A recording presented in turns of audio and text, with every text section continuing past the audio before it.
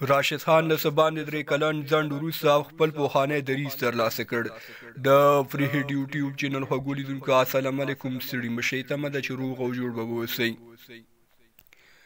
خوږو لیدونکو که تر اوسه مو زموږ یوټیوب چینل نه وي سبسکرایب کړی، هیله ده زموږ یوټیوب چینل سبسکرایب کړئ، د زنګولې نښان وشرنګوئ او آل انتخاب کړئ تر څو زموږ هره نوې ویډیو تر نورو وړاندې تاسو ته در ورسیږي.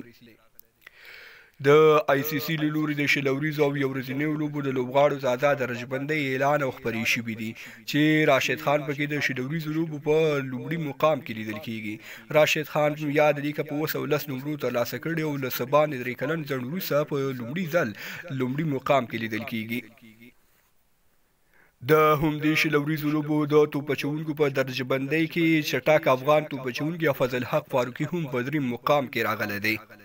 د یو ورځنیو لوبو په توپ اچوونکو کې بیا راشد خان په 5م او مجيب الرحمن زدران په 8م مقام کې لیدل کیږي. همدارس د یو ورځنیو لوبو په راونډرانو کې محمد نبی ساحل په 2م او راشد خان په 3م مقام کې لیدل کیږي.